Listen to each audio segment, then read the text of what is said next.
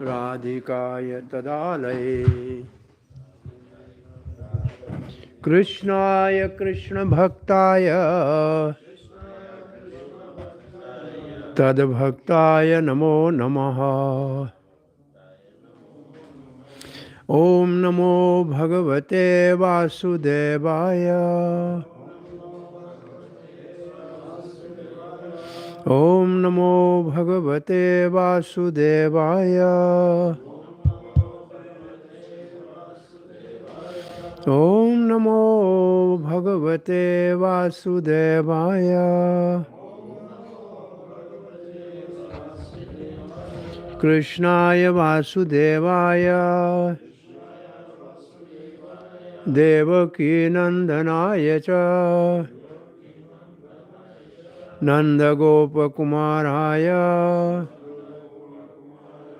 Govindaya Namo Namaha Namo Mahavadanyaya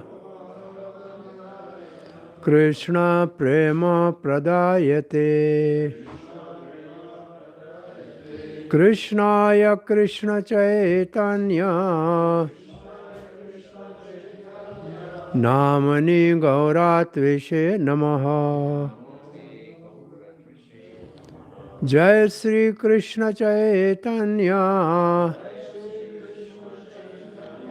Prabhu Nityananda Sri Advaita Gadadhara Shivasadi Gaura Bhakta Vrinda Hare Krishna Krishna Krishna Hare Hare Hare Rama Rama Rama Hare Hare Hare Krishna, you are all welcome for morning Chaitanya Charitamrita class at Gauradesh Temple, Köln, Germany. We are reading from Chaitanya Charitamrita Madhya Leela, chapter 6 and verse number 175.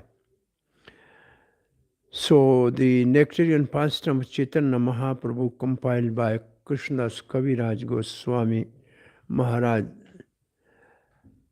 is in three sections. The Adi Leela, from the birth of Chaitanya Mahaprabhu till he took sannyas.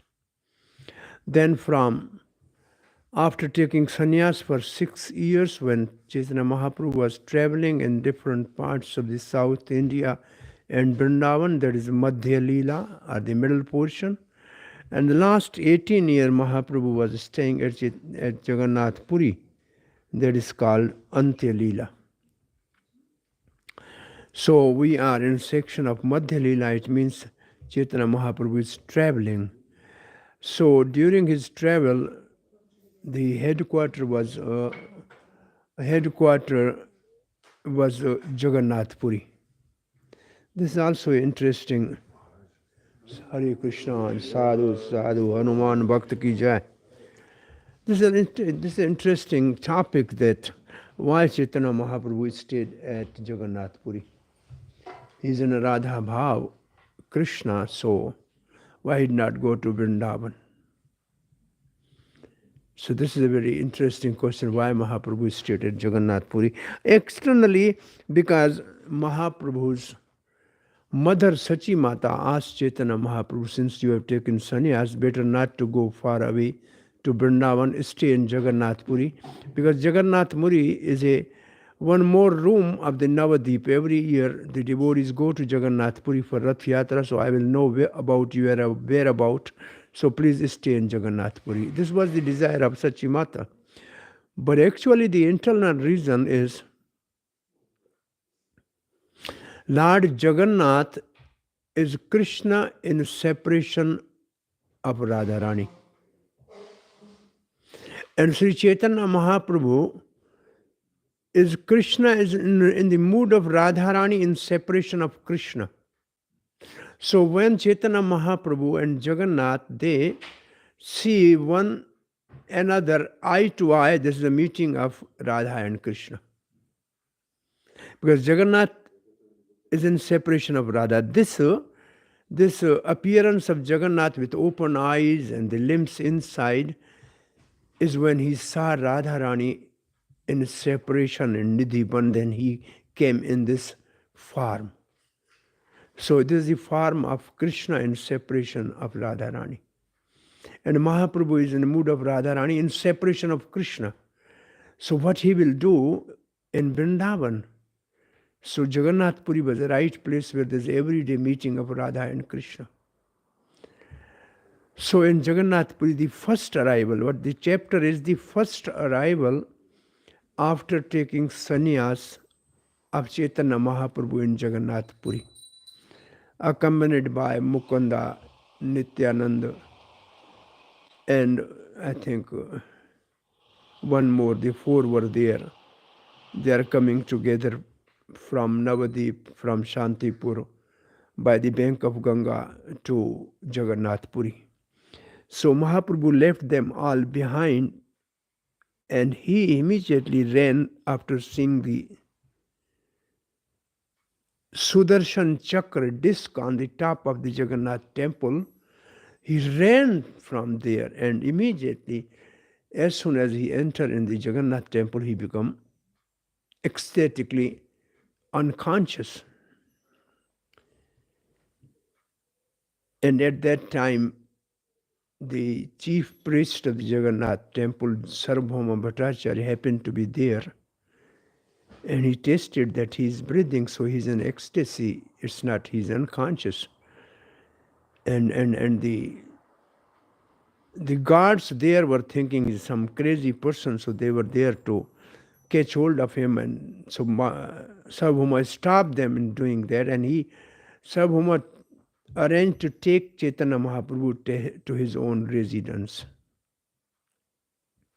In the meantime, the Nityananda Prabhu and Mukunda, and they all reached there at the temple, and they asked about Chaitanya Mahaprabhu. And when they got the news that Chaitanya Mahaprabhu is taken by Sarvabhauma Bhattacharya, they came to the Sarvabhauma Bhattacharya's place where Mahaprabhu came to his external consciousness. And the Gopinath, the brother-in-law of Sarvabhauma Bhattacharya, knew about Chaitanya Mahaprabhu's taking sannyas from Mukunda, and then he told Sarvabhauma Bhattacharya that Chaitanya Mahaprabhu is Supreme Personality of Godhead, Krishna himself, and he quoted so many Vedic references for establishing that, but still Sarvabhauma and his followers were not believing in that. So Sarvabhauma Bhattacharya told Chaitanya Mahaprabhu, you are sannyasi, you are just chanting holy name, why you are not studying Vedanta from me? Because I am Sarvabhauma teaching the Vedanta to all the sannyasis here, Vedanta, Sutra, Upanishad. So Chaitanya Mahaprabhu humbly said, all right, please teach me. He was so humble. And if you go to Jagannath Puri, there is a place of Jagannath's house, and there's a place where Mahaprabhu and Jagannath were sitting face to face for 7 days. And from there is a tunnel which goes to the Jagannath temple under. There's another path at that time. So for 7 days, Chaitanya Mahaprabhu was listening Sarvabhauma Bhattacharya to describe the Vedanta Sutra with a commentary, Saririk Bhashya by Shripad Shankaracharya. But since Mahaprabhu did not speak a word, so Sarvabhauma said, oh, are you listening? Why are you not asking anything? Are you understanding what I'm saying? Mahaprabhu humbly said, I can understand Vedanta Sutra clearly, but I'm not able to understand your commentary of Shripad Shankaracharya. How come that? And then there was a debate and discussion between Chaitanya Mahaprabhu and Sarvabhauma Bhattacharya. And one verse which we are discussing today is a commentary of Shankaracharya on Vedanta Sutra, which Mahaprabhu is refuting it is not a appropriate verse. And ultimately, Chaitanya Mahaprabhu defeated Sarvabhauma Bhattacharya, who was a great logician of the time, and Vedantist. And then Sarvabhauma Bhattacharya became Vaishnava. He honored Prasad of Jagannath, and he was ready to change some words in Bhagavatam, which Mahaprabhu said, no, you cannot change this Mukti Pade, because this means there's a different meaning of the word Mukti Pade. And then Chaitanya Mahaprabhu explained to Sarvabhauma Bhattacharya, Atma Ram verse in 18 different meanings. So this is the whole chapter is like that. Now we are reading this verse, which is a discussion between Chaitanya Mahaprabhu and Sarvabhauma Bhattacharya. So before we read this verse, I think as a tradition, we have to chant Jayo Jayo Sri Chaitanya Jayo Nityananda Jaya Advaita Chandra Jaya Gaura Bhakta Vrinda Jayo Jayo Sri Chaitanya Jayo Nityananda Jaya Advaita Chandra Jaya Gaura Bhakta Vrinda Jayo Jayo Sri Chaitanya Jayo Nityananda Jaya Advaita Chandra Jaya Gaura Bhakta Vrinda Jayo Jayo Sri Chaitanya Jayo Nityananda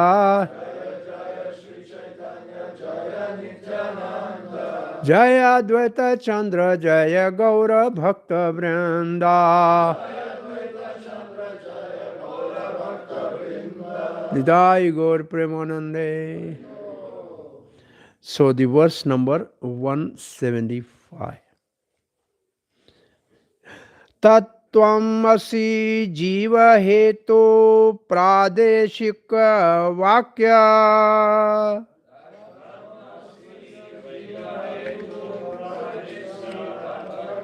Pranava namani tara kahe mahavakya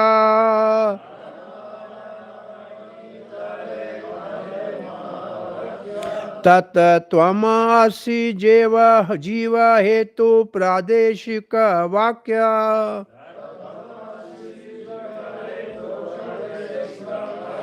Pranava namane tare kahe mahavakya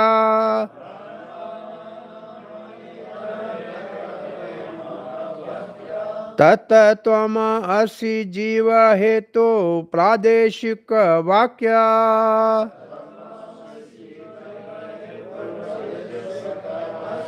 Pranava namani tare kahe mahavakya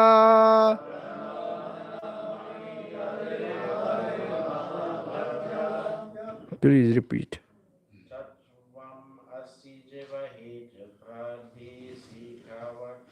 Tata tvamasi jiva hetu pradeshika vakya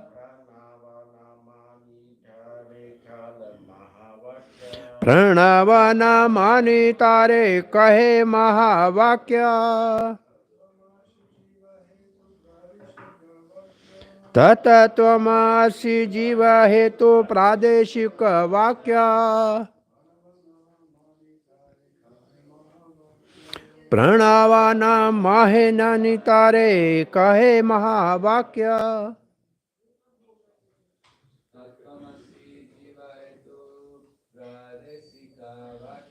Tata tvamasi pradeshika jiva hetu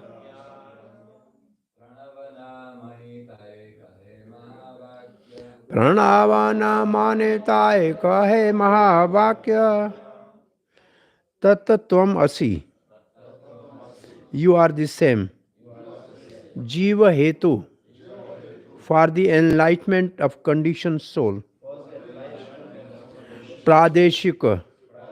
Subsidiary. Vakya, vibration. Pranava, the Omkar, incarnation. Na, na, not. Mani, accepting.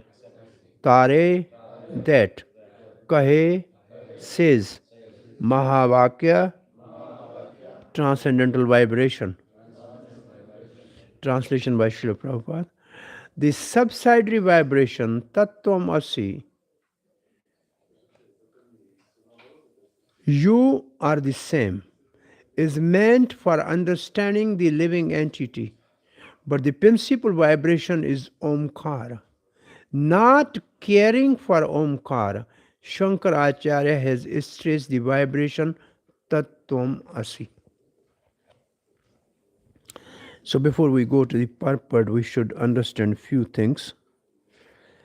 Mahavakya. These are aphorisms in Veda. They are called Mahavakya. And some of the Mahavakya are Aham Brahm Asmi is Mahavakya. Aham means I, Brahm means spiritual, Asmi means I am spiritual. This is what we understand. I am spirit soul, I am not body. But the Mayavadi says Aham Brahmasmi means I am Brahman. So there's no difference between soul and Brahman. That is what their interpretation is. But this is called Mahavakya. Tat Tvamasi is also Mahavakya.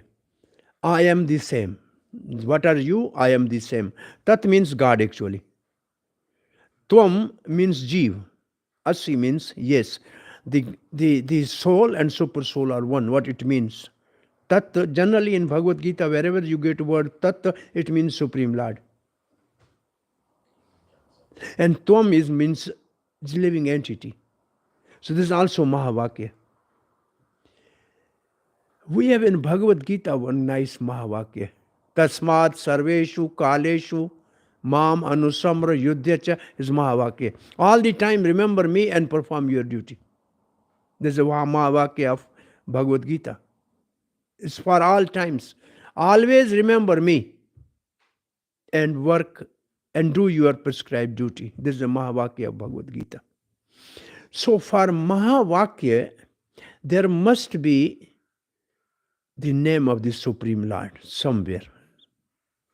And the impersonal aspect of the name of the Supreme Lord is Pranava, which means Omkar or Om. And Omkar is Krishna in Bhagavad Gita. Vedyam Pavitram Omkara Rikasam Yajur Evacha. Among the 3 Vedas or 4 Vedas, the principal word Om is I. Krishna says, I am the Omkar. And also the chanting of the Om is prescribed in Bhagavad Gita, 8th chapter.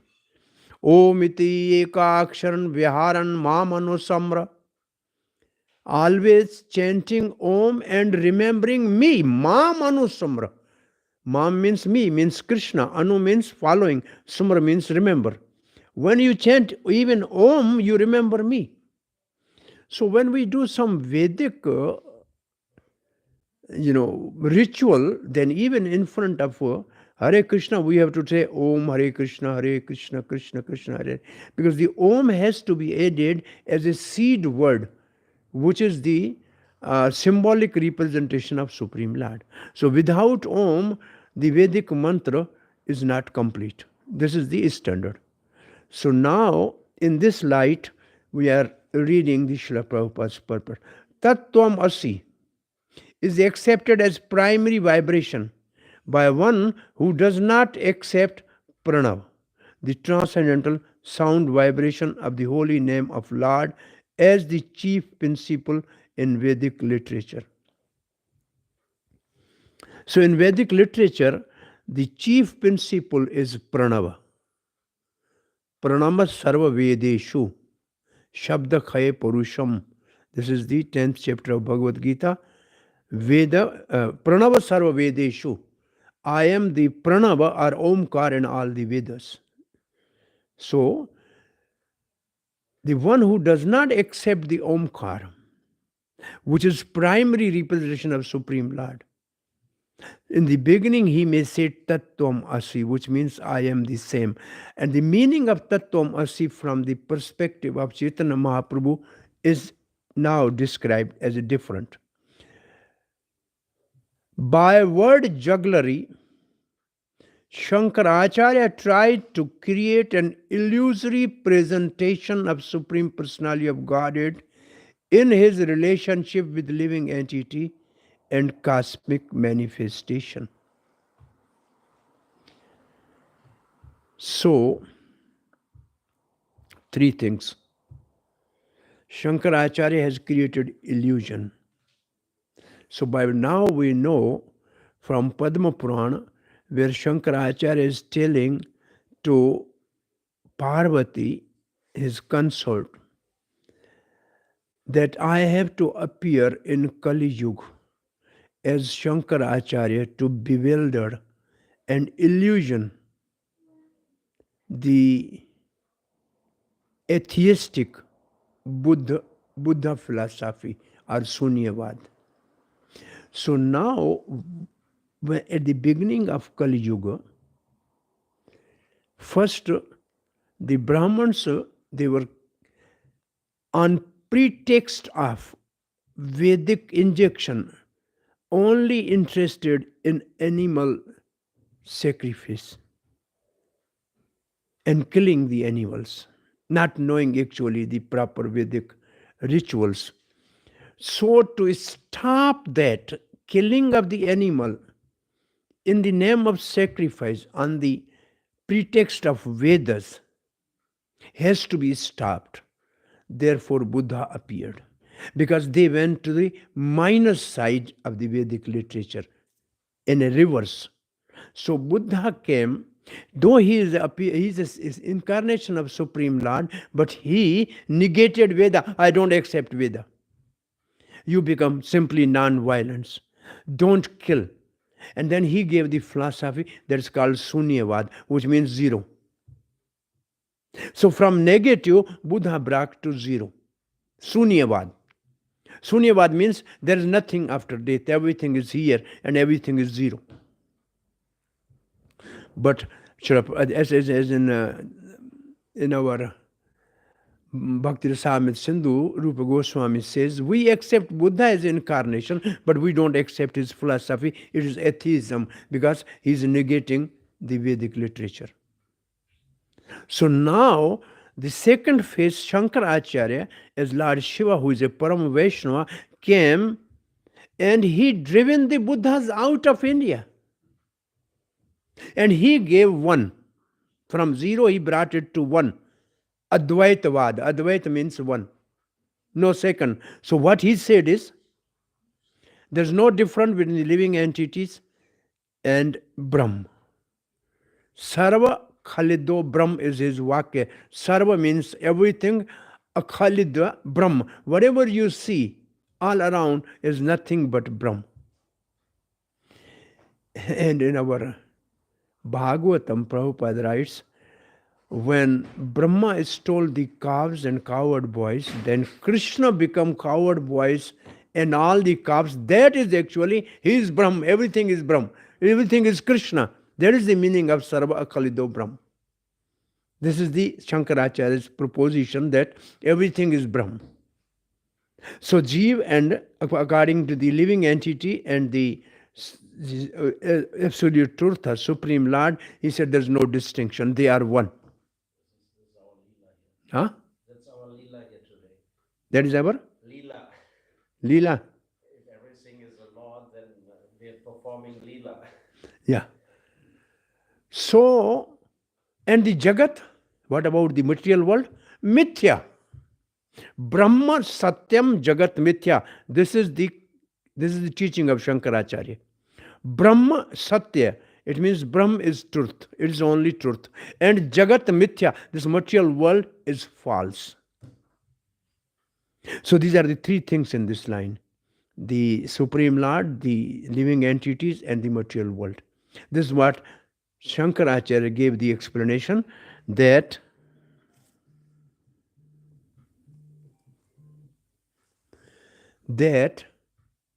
There's no difference between the Jeev and Jeev means living entity and Brahm, and the material world is false. Only everything is Brahm. And now Chaitanya Mahaprabhu is refuting this. Tat Tvam Asi is a warning to the living entity not to mistake the body for the self. Now, Chaitanya Mahaprabhu is explaining Tat Tvam Asi means I am not this body, but I am soul. Tat, soul, Tvam Asi. So I am soul, I am not this body. This is the explanation by Chaitanya Mahaprabhu for this aphorism, Tat Tvam Asi, or for this Vakya. I am that means I am that spirit soul, not this material body, which is temporary. I am permanent. That is the meaning of this Mahavakya called Tattvam Asi. It's a warning to the living entity. Warning means he should be aware and forget the misconception of thinking oneself body. So actually it is this Vakya is to dissolve the false ego. The false ego is that I am this body. So to dissolve the false ego for the living, the word in Sanskrit is Jiva Hetu. Jiva means living entity, Hetu means for enlightening him. For enlightening this living entity, for educating the living entity that you are not this body, to purify his false ego, there is this saying, Tat Tvam Asi Jiva Hetu. Pradeshik Vakya. Pradeshik means subside, which means it only differentiates the body and soul. It has nothing to do with super soul. So it is a warning to the living entity not to mistake the body for the self. Therefore, Tattvam Asi is specially meant for the conditioned souls. Those who are under the misconception of false ego that I am body, I am doer, and I am enjoyer. There is a true ego also. Why we call it false ego? There must be true ego. And what is the true ego? I am Krishna's. I am servant of Krishna as a true ego. I am this body is a false ego. Simply, I am Krishna's servant is a true ego. We need to have this ego. We have to cultivate this true ego to forget the false ego, which is our misconception since time immemorial, Srila Prabhupada says. Therefore, Tattvam Asi is specially meant for the conditioned soul. Chanting of the Omkar or Hare Krishna mantra is meant for liberated soul. Now, this is a new statement Chaitanya Mahaprabhu is discussing, that for conditioned soul, Jiva Hetu. And generally, Jiva means one who accepts the material body. Now, we read this verse from Bhagavad Gita. Mamaiva ansa Jiva loke. The word is Jiva. Mamaiva ansa Jiva loke Jiva bhuta sanatana. Bhuta means material body and Jiva means living entity. That living entity which accepts material body is Jiva and a conditioned soul. The one who accepts material body. Jiva bhuta sanatana. Jiva is sanatan. But the body is not sanatan, it's temporary. Manasishtani indriyani prakriti sthani karishate. Mind and the six senses are pulling this living entity by a false ego in this material body to enjoy. So Jiva is a living entity who is accepting material body according to his own actions or karma. So he is called Jeev. And Jeev is a Baddha Jeev or conditioned soul. So Tat Tvam Asi is a aphorism for conditioned soul. On the other side, chanting of Hare Krishna or Omkar is for liberated souls. There's a distinction between the two. So those who are saying Tattvam Asi, they are conditioned soul, and it is for their enlightenment. But those who chant Hare Krishna or Om, they are liberated souls, as per this discussion. Srila Rupa Goswami has said, Ai Mukta Kulai Upasya Manam Nam Ashtakam. Number 1. Ai Mukta Kulai. Mukta means liberated. Kulai means family. Like we are in a family of Srila Prabhupada. Like Guru Kula is a family of a spiritual master. It's called Guru Kula. It's education. So Ai Kule, Ai Mukta Kule Upasya Manam. Upasya Manam. Up means near. Asya Manam means those who are worshipping Supreme Lord, those who are liberated, they chant this mantra Hare Krishna or Om. Therefore it is said Hare Krishna mantra is Golokera Premadhan. It is coming from the spiritual world. So who lives in the spiritual world?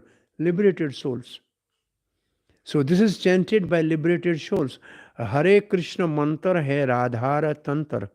Srila Gaur Govind Swami Maharaj used to say Hare Krishna mantra is chanted by gopis to control Krishna. So it's a Golokera Premadham. It means it is chanted by liberated souls. It is brought by Sri Krishna in the form of Radharani, because it is the wealth of Radharani. Therefore, this is the very famous verse in Chaitanya Caritamrita. Chirad Adittam. Chirad means for long time. Adittam means not given. Chirad Adittam, for long time it was not given to the human society. What? Chirad Nij Gupta Vittam. Nij means personal. Gupta means confidential. Vittam means wealth. So what is the confidential wealth of Sri Krishna himself? Golokera Premadham. Dhana means wealth. So Chiradidittam Nijagupta Vittam. What is that most confidential wealth? Nijagupta Vittam. Nama Amritam. That is in the form of nectar of holy name. The nectar of holy name is personal wealth of Sri Krishna. Sri Radharani, Srimati Radharani. Chiradidittam Nijagupta Vittam Swaprema Nama Amritam, in the form of holy name. Ati Udara Gaura. Chaitanya Mahaprabhu is very magnanimous, he is very liberal. He has not seen who is eligible and who is not eligible. Palmer, those who are fallen, he gave them this holy name.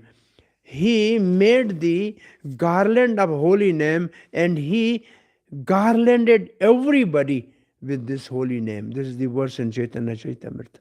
He made the garland of the holy name, and whoever came in front, he just put that garland of holy name around his neck. This is the mercy of Radharani Chaitanya Mahaprabhu, in that mood that he brought this holy name, which is chanted by the liberated souls for the conditioned souls to be liberated.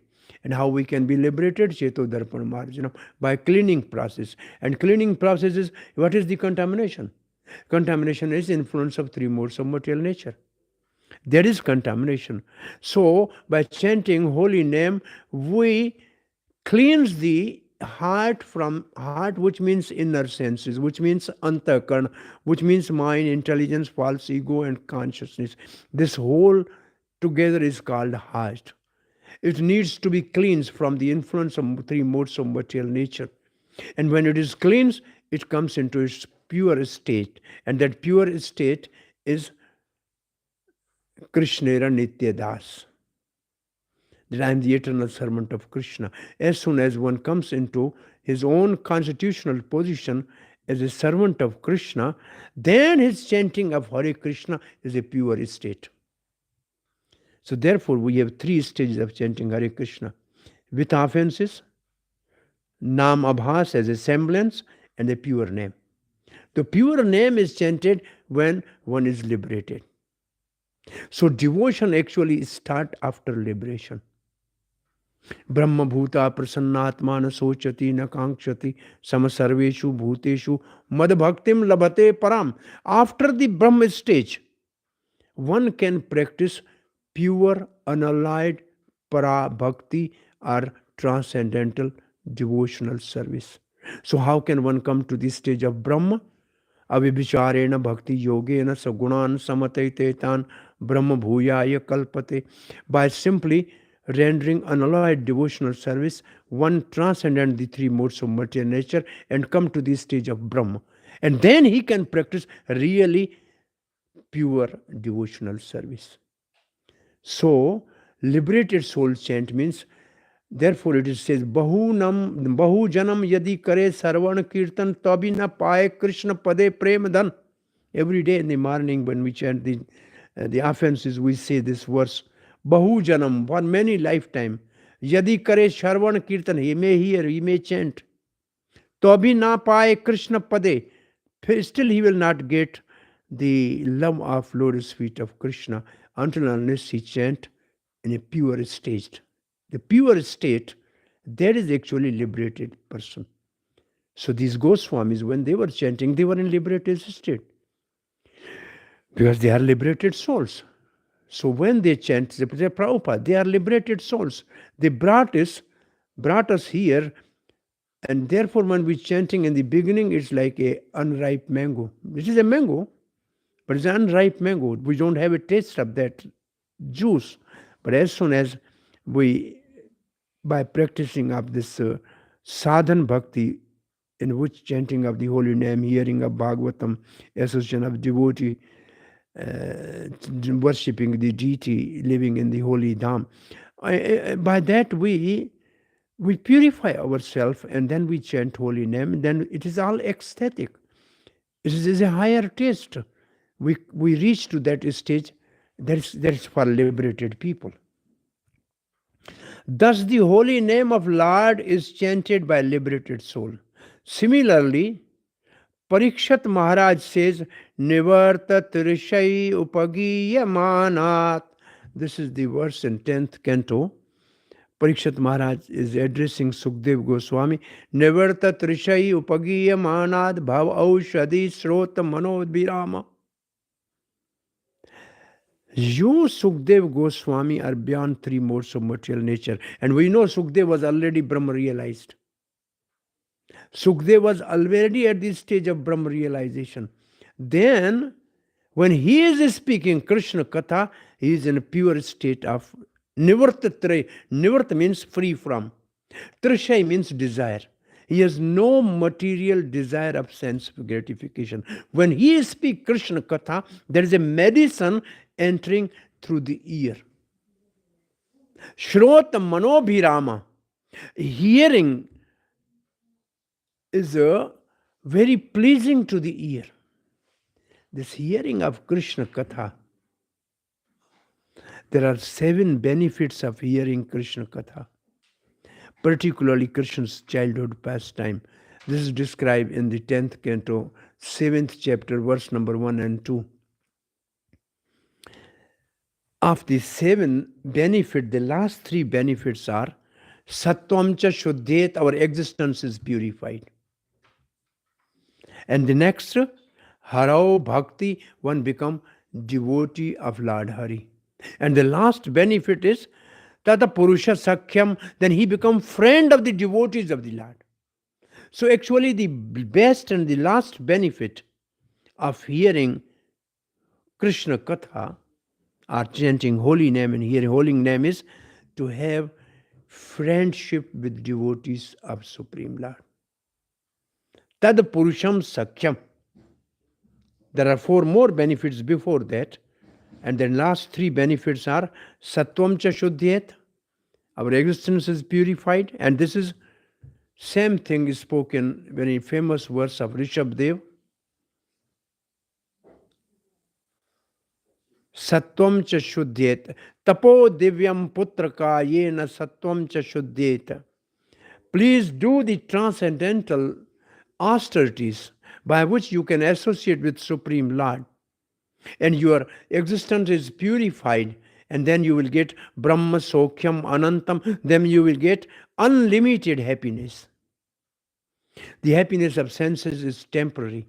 The happiness coming from the soul is eternal. When soul come in commune with the Supreme Soul through the medium of service, which is only on the basis of love, then he is actually in blissful stage. So, Sattvam cha Shuddhyet, this is our goal, how to purify our existence. And what is our existence? Our existence is why we are in the material body, because we have a subtle body. The subtle body is our existence in this material world. We have to purify the subtle body, and subtle body has 4 parts. And 4 parts have their presiding deities. The presiding deity for Chit or consciousness is Vasudev. The presiding deity for false ego is Sankarshan and Lord Shiva. Both. And Lord Shiva is having snake in his neck because he worships Sankarshan and is a symbol of Sankarshan, which he keeps around his neck. In a 5th canto it says in 11th verse, Lord Shiva worship Lord Sankarshan. And for the Buddhi is Aniruddha. For Buddhi is Pradyumna and also Brahma. And for mind is Aniruddha and moon, Chandrama. So these are the presiding deity of our existence. And both have both aspects. Say, false ego, true ego, as we discussed. Similarly, enemy mind and friend mind. Uncontrolled mind is enemy, and controlled mind is a friend. So we have to make mind friendly. Similarly, the intelligence in Bhagavatam is 2 types. Puranjani Buddhi, the intelligence of a Puranjan, which who wants to enjoy within the body. Pur means body. Ranjan means to enjoy. Puranjan, Upakhyan and 4th canto. And the pure intelligence is Sati Mati Mukande. The pure intelligence is focusing on Mukanda. And similarly, we have polluted consciousness is a material consciousness, bodily consciousness, and pure consciousness is Krishna consciousness. So, Sattvam cha Shuddhyet. We have to purify the existence. Then we dissolve the material body. We purify the material body, and the material body is then dissolved, then the soul is liberated. And this stage of liberation of the soul, in this stage, chanting of the holy name, we will develop a taste for chanting of the holy name. And it's all then blissful. We'll never stop chanting holy name because this becomes our second nature. So, Nivarta Trishai Upagiyamanaya. Parikshit Maharaj says, Sukdev Goswami, you are free from any material desire. This is what the translation says. The holy name of the Lord can be chanted by those who have fully satisfied their material desires or who are fully situated on the transcendental platform and devoid of material desires. That is the meaning of Nivarta Trishai. The name of the Lord can be chanted by one who is completely free from material contamination. And then for this, Srila Prabhupada is quoting the definition of Uttama Bhakti or pure devotional service given by Srila Rupa Goswami, which is foolproof definition. Anya Abhilashita Sunyam Gyan Karamadi Anavratam Anukulyena Krishnanu Shilanam Bhaktir Uttama. So this verse has two parts. One is called primary characteristic and the other is called secondary characteristic. Swarup Lakshan, Tatist Lakshan. Swarup means primary and Tatist means secondary characteristic. Primary characteristic is that without that there is no existence of that thing. So I am giving you one example. Jiva Goswami has said like this. So I'm speaking one sentence, you find out which is the primary and which is the secondary characteristic. Gopal goes to the school, therefore he comes first. Gopal is going to the school, therefore he comes number one in the school. The primary is going to his school. If goes to his school, then he comes first. So primary is going to his school and secondary is coming to first. So now in this verse, what is primary and what is secondary? Primary is Krishnanu Silanam. Krishnanu Silanam. It means cultivating devotion of Krishna is a primary. And secondary are two, which makes ordinary devotion to Uttam Bhakti are the topmost. The two are to make the devotion topmost. And what are these secondary two characteristics? One is Anya Abhilashita Sunyam. He has no other material desire. And other is Gyan Karamadi Anavratam. Is not covered by that action or karma with a desire to going to heaven should not be there. It should not be covered by that. But he should do the activity of worshipping the Lord. Yes, he has to cook for the Lord. He has to dress the Lord. This is a karma. This we should not give up. But that karma we should give up by which one desire to go to the heaven. That should not be there with the devotion. And then Gyan, Anavratam means not covered by Gyan. Which Gyan? That knowledge by which one wants to merge in a Supreme Brahm should not cover the devotion. But we need the Sambandha Gyan. We need the knowledge concerning Krishna. We have to read Bhagavad Gita. We have to read Bhagavatam. This is also knowledge. We need this knowledge. But that knowledge we don't need. So these are two things. Anyabhilasha, no other material desire. But the word is anyabhilashita. It's not anyabhilasha. There's also a technical. The word is very technical.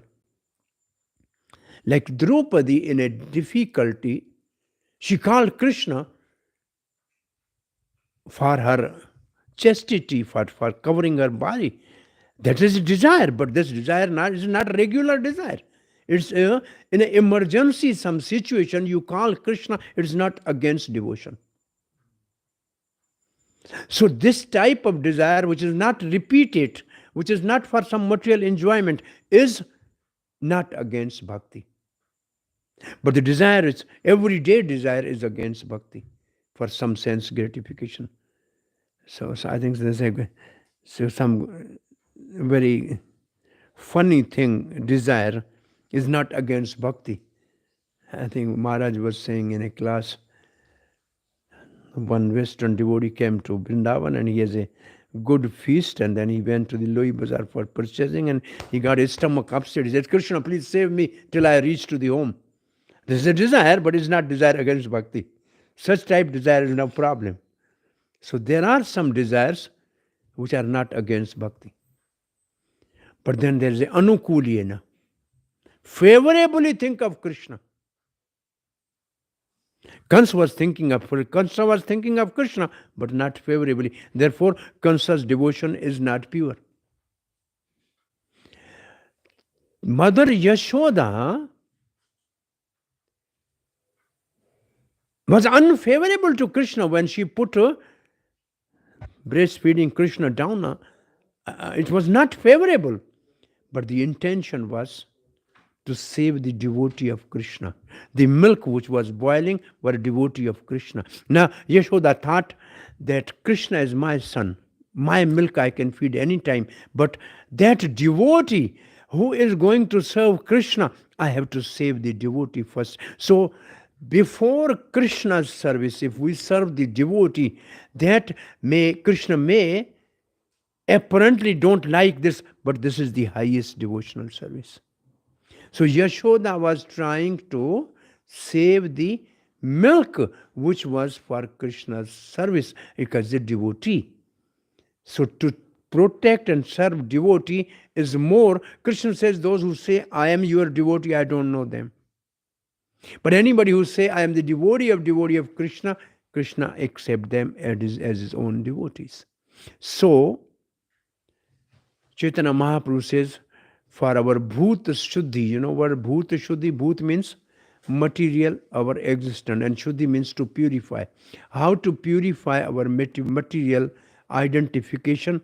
That in the definition of bhakti is called sarva upadhi vinur muktam.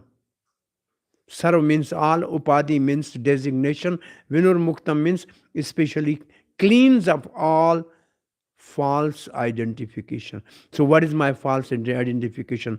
I am Brahman, I am Kshatri, I am Shudra, I am Vaishya, I am Sannyasi, I am Vanprastha, I am Grastha, I am Brahmachari. These are all designation. So before we worship deity, there is a Bhuta Siddhi mantra. You know this? I am not Brahman, I am not Kshatri, I am this. What am I? Gopi Bhartahu Padakamara Yor Das Anudas. I am the servant of servants of Gopinath. So this is Krishna is very pleased, and I can explain you in a very simple method. If there is something which is very far away and you want to see, what instrument you use? Telescope, right? Binocular. And the thing which is far away, you can see very near, right? So what is in the telescope which bring the things which is far away very near? Convex lens. Very thick convex lens. So between you and Krishna, as many as convex lenses you have, the Krishna is so near to you. Between Krishna and you, as many devotees are there, Krishna is that near to you. So very simple. Between us and Krishna, there should be a list of the parampara, powerful devotees. Then we can see Krishna very near. It's like telescope. Then Krishna is very near. It's not far away. Very simple. And the last line, Shankaracharya has indirectly minimized the value of principal Vedic mantra Omkar by accepting subordinate vibration Tattvam Asi as the most important Vedic mantra. Now Chaitanya Mahaprabhu is saying, Sarvabhauma, what you are saying Tattvam Asi, Shankaracharya has given subsidiary meaning, and he has forgotten the principal meaning of the holy name, which is most important. Therefore, his doctrine is not complete. So there is only one verse, and there are many such verses of discussion between Sarvabhauma Bhattacharya and Chaitanya Mahaprabhu to understand the philosophy, which is, again I am coming to the beginning when we started. In the beginning of Kali Yuga, everything went in minus or negative. So Buddha came to bring it to zero. Then Shankaracharya came to bring it to one, Advaita. And then came Ramanujacharya, Madhvacharya. They brought from 1 to 2, Dvaitism. There's a separate soul and God is separate. And then came Chaitanya Mahaprabhu. He said, one and many, simultaneously one and difference. Achintya, Bheda, Abheda, Tattva. So this is the evolution of philosophy during Kali Yuga by up till now by Chaitanya Mahaprabhu, simultaneously one and different. So this is what actually is the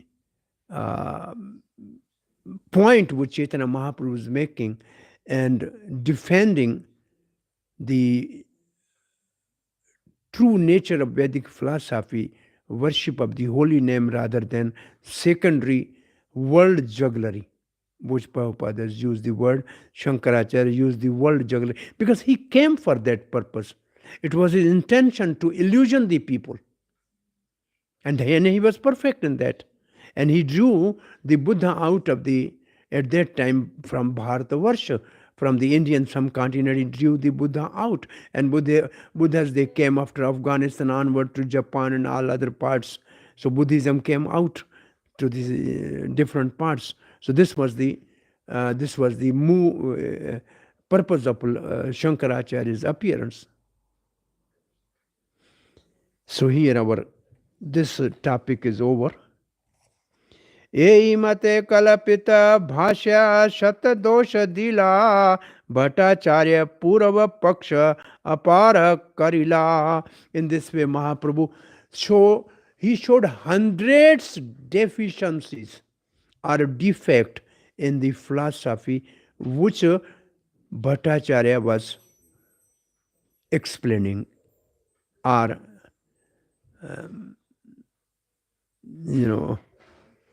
propounding. He says hundreds of mistakes are there in this philosophy. Therefore, this cannot be accepted. And ultimately, Mahaprabhu succeeded in making Sarvabhauma Bhattacharya Vaishnava, and great Vaishnava then. And these are the verses will go till 280 or so. We are in 175, almost one more 100 verses are there of discussion. So this is a more philosophical discussion about the Mayavad and refutation of Mayavad by Chaitanya Mahaprabhu. Because next, some verses says, Mayavadi bhashya sunila hai sarvanas. So these are the verses right now in this section. Any question or comment? What we have discussed is some technical tattvam asi is not primary because there is no word pranav or omkar in that. This is a defect Mahaprabhu found in the explanation of Shankaracharya's commentary on Vedanta Sutra. And the first verse is Athato Brahma Jigyasa, and second is Janmadi Asya. So the Mayavadis, they don't accept the energies of the Lord. As yesterday we were saying in a Bhagavad Gita class, they are nirvisheshvadi. Nir means no. Vishesh means there is no variety. It's all homogeneous. So they are called, therefore Prabhupada's Paranati, Prabhupada's, we say Sunyavadi, Nirvishesha Sunyavadi. So Sunyavad is Buddhism and Nirvishesh is Mayavad. So he has defeated the both philosophies, Shunyavad and Mayavad.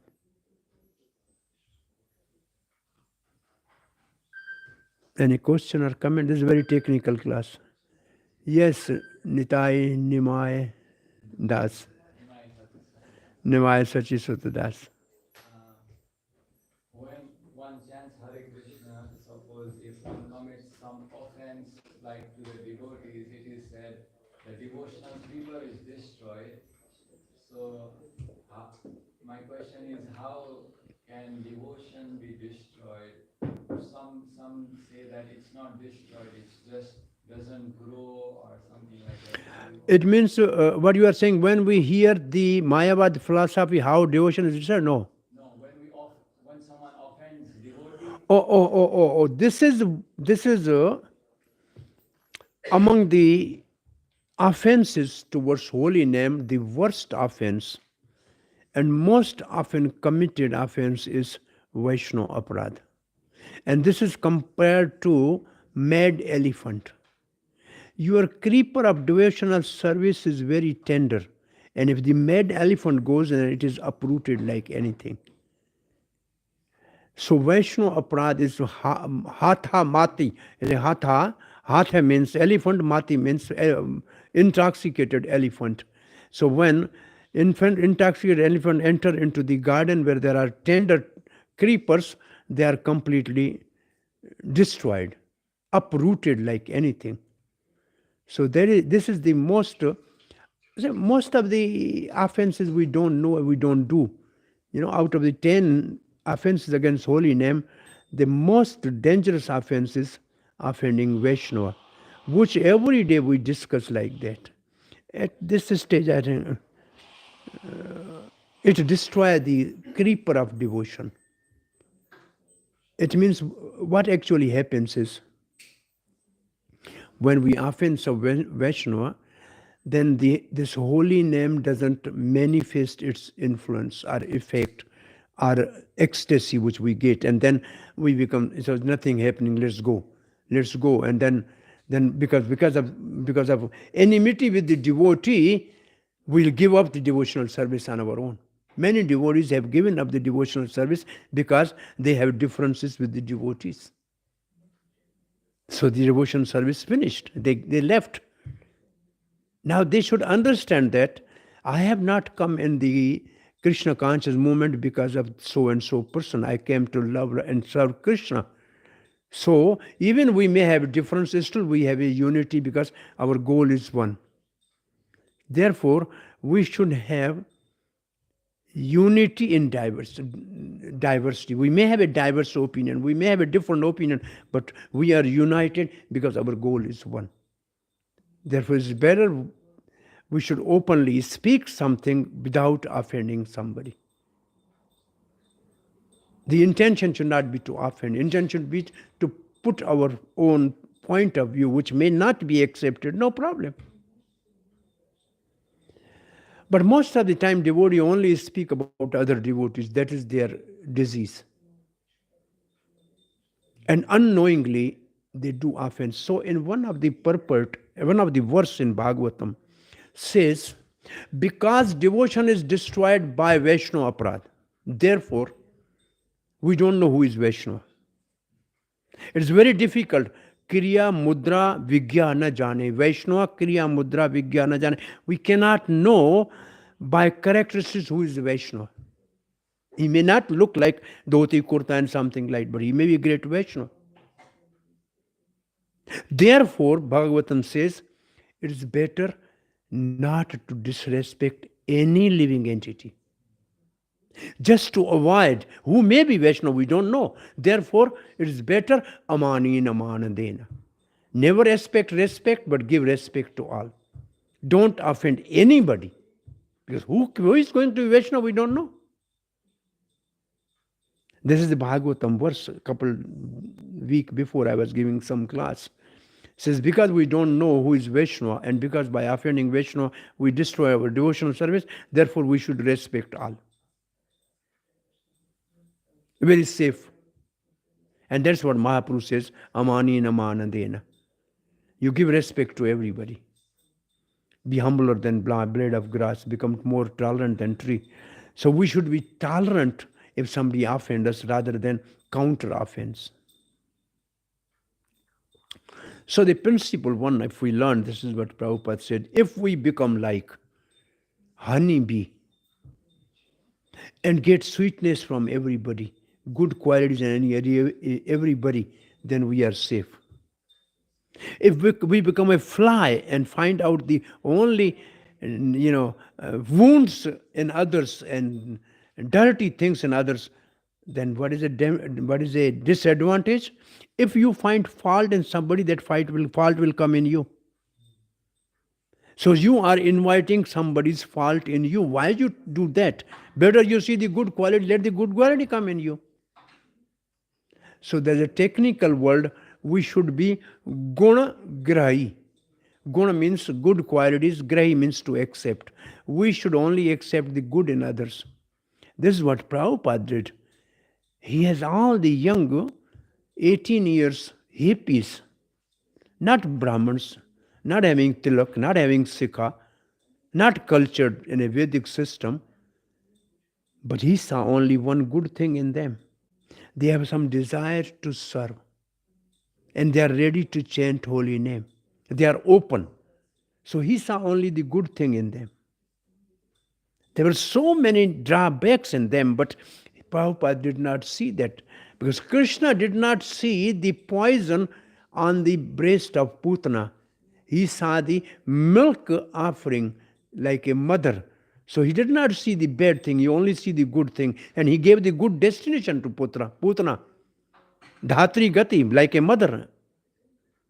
So similarly, Prabhupada saw only good things on those devotees, and he fanned the good qualities so much so that it became a big fire and all the bad things burn in that. So this should be our actually preaching strategy. People will coming with so many faults, but if they are coming in the temple, it means they have one good quality, that they have come to Krishna. This is their good pious activities. It is their good created of many lifetimes. So we should see only the good thing in those people, and out of compassion help them to increase that good quality so much there, so that bad qualities covered by that are disappear in due course of time. That should be our strategy of preaching. Not finding fault in anybody. It's better to find out the good things in other people. Have the glass to see only good things. Dronacharya asked Yudhishthira Maharaj to find out the bad person in the city. And similar, in same time, he asked Duryodhana to find out good person in the city. In the end, Duryodhana says there is no good person in the city. And Yudhishthira says there is no bad person in the city, same city. Why? Because Duryodhana only saw the good, the only bad things in the people, and everybody has some bad thing. And Yudhishthira saw only good things in the people, so he said all good people. So we see the good, then we can find good. And everybody has good aspect also. And everybody has shortcoming also. So it is better to always think, find good things in other people. That will save us from doing Vaishnava aparadha. Krishna, yes, Leela Amrita Devi Dasi. Question, according to this last part of this Anigrashna's Bhakti, Anu Kulyana, we have two Anus, Anu Kulyana, then Krishna, and then Shilana, and then Bhakti. So this second Anu Kulyana Krishna, does it mean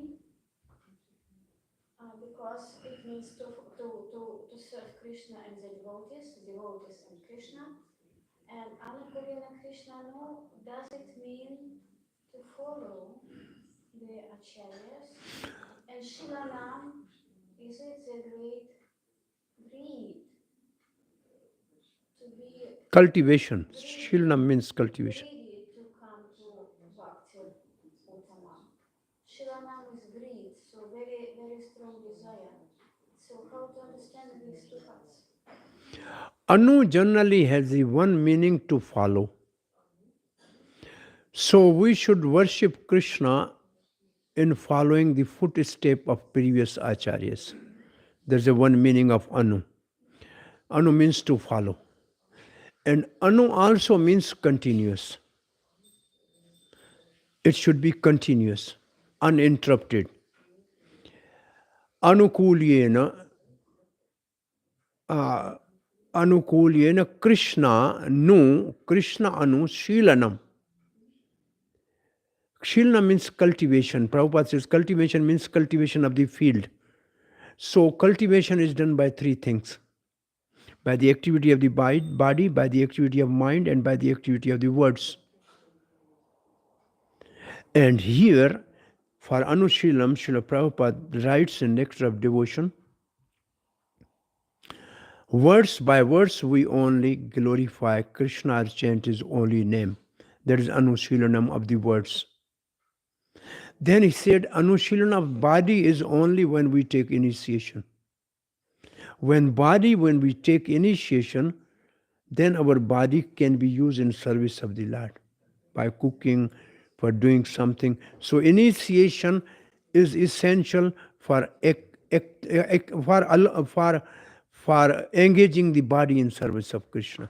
And for mind, Anushilanam, culture of the mind, Krishna culture of the mind is to always think of Krishna's pastime in Kurukshetra means Bhagavad Gita, and Krishna's pastime in Vrindavan, which means Bhagavatam. So that is the meaning of Anushilanam by three things: body, mind, and word. Cultivation of devotional service, following in the footstep of previous acharyas. And Krishna means Krishna and all his incarnation, his energies and his pure devotees and his spiritual master. They all are included in Krishna. Krishna includes everything. Because Krishna is absolute truth. It means everything is within Krishna.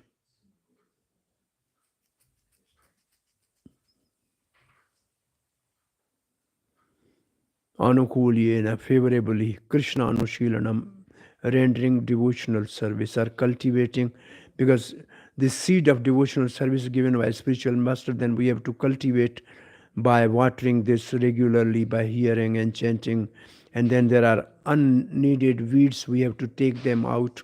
So this whole cultivation, and this cultivation is the creeper of devotional service.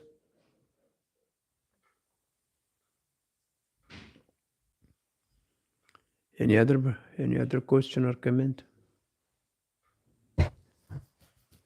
What time is your Sunday? 1. Yeah, we have to be there by 2. The flight is for 4 hours, 5 hours postponed.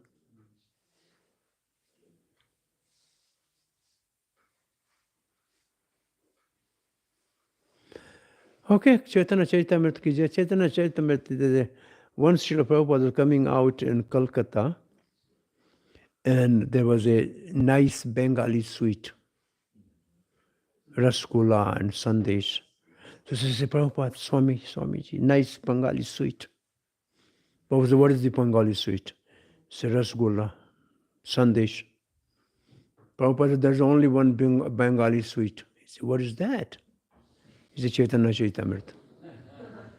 Chaitanya Charitamrita is most interesting Bengali, sweet Bengali. So this is the Bengali sweet. So after post-creation, the delayed degree of understanding Chaitanya Charitamrita, Bhakti Sarvabhauma, Hare Krishna. Good, you have reached the Madhya Leela 6th chapter. Hari Bol. Thank you, Prabhus. Hare Krishna.